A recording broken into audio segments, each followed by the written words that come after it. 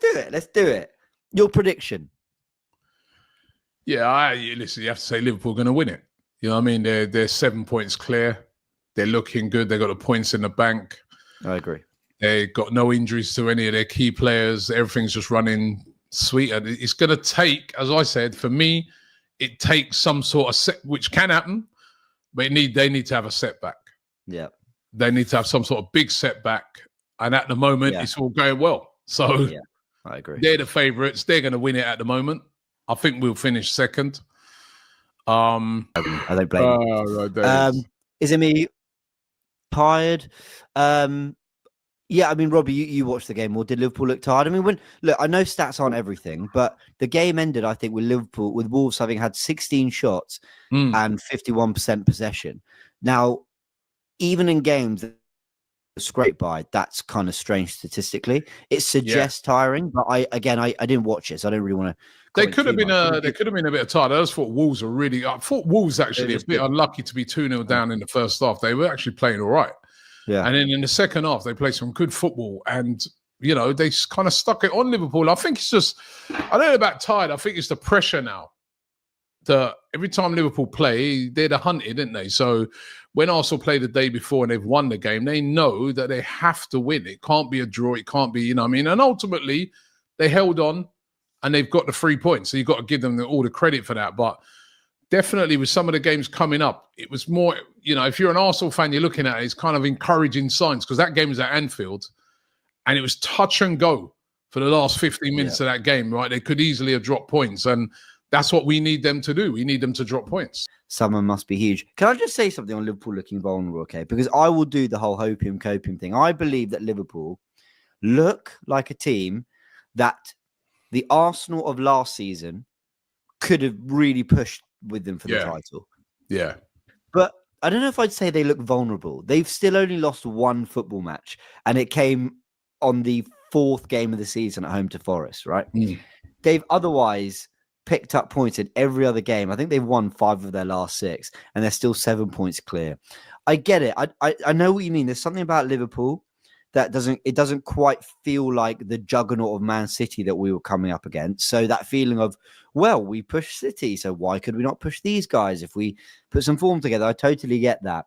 But City were doing something on a level that was like, I've never seen before. The amount of 90-point tallies. Liverpool will probably still get to comfortably 86 and more, probably.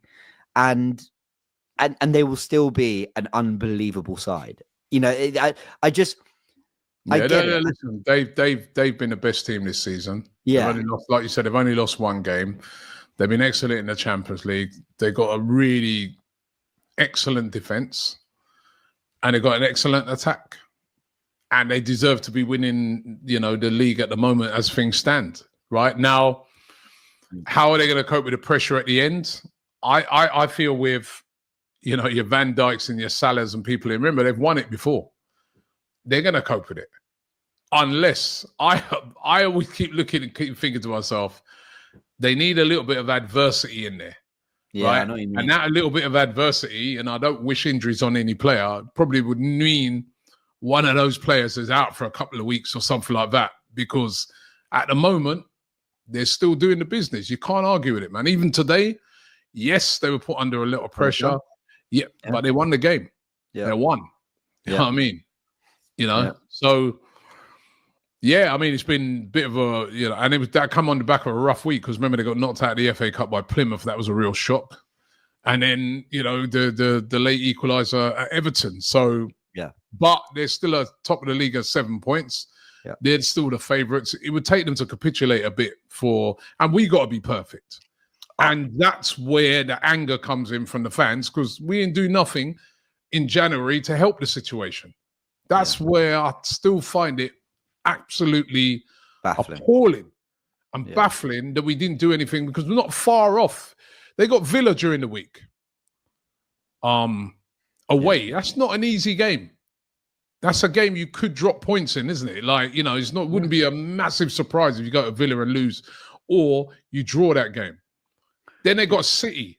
They've got 2 games coming up. I think if they get through these games, they're going to be looking ultra strong to win it. If they win these next 2 games, they're probably going to win it. I mean, already they've Probably got over. one hand on the title, but Yeah, just but go, wow. you think to yourself, right? Suppose they drop points in those 2 games. Did the board in January give Mikel Arteta, right, the tools? So they're still in the driving seat, Liverpool. They're still in the driving seat. So some quick maths, because we do like to do the copium thing. If Liverpool draw against, say they draw at Villa Park and lose against City, they'll have played 27 games and have 61 points. If Arsenal beat West Ham next weekend, we'll be on 56 points with a game in hand. So we'll be 5 points behind Liverpool with a game in hand. That, for me, that's not a crazy universe. It's not like crazy that could be the outcome. But knowing Arsenal will be 2-0 up and drop points, and Liverpool have won their 2 games, and then this will be clipped up. So there we go. But I just, we got to win our games, right? And we have to beat West Ham, and it's about pressure, because what you could see today is the pressure on Liverpool. The crowd were a bit. I mean, they were very nervous at the end. You know what I mean? The players, Liverpool players looked a bit nervous. You know what I mean? Liverpool players looked a bit nervous. You know what I mean? That's what pressure brings. That's what that victory over Leicester brought. If Arsenal would have drew against Leicester, then they know they go out there, they just cruise to a win over Wolves probably, and then they're just like one hand on it. So it's all about pressure right now, and it's pressure on them, but it's also bigger pressure on us, because we can't afford to be anything apart from perfect. This guy is obviously a Liverpool fan, so he's trying to point out that, Alisson 2 months out. I did say, by the way, Liverpool have the injuries. Jota 3 times injured. Konate 2 months. Trent 2 months. Chiesa 3 months. Joe Gomez 2 months. Yeah, with all due respect here, those are not, apart from Trent and Alisson, and they've got a really good covering. Keller, that's true. They're not your key players. That's not like, Saka is the equivalent to Salah being out for half the season. Yeah. Ben White being out for a big portion of the season matches what you're saying with missing Trent Alexander-Arnold. But then Jesus out for the season. Havertz out for the season. We're talking about long-term injuries. Odegaard, 3 months. We're talking about absolute key players. Yeah. If Liverpool would have had that, and then it's not an excuse, because it's our own fault as well, right? Because Mikel Arteta, at the start of the season, went with a small squad. Yeah. Right? And when you go with a small squad and you get these serious injuries, then you're in bang-on trouble. And he's been really lucky that Miles Lewis-Skelly and also Ethan Nwaneri have come in and really unbelievably stepped up. Yeah. Right? But I think we got to give Arteta some credit here, because these guys have come in, they've done well. He's got the best out of it. I mean, we saw it on Saturday.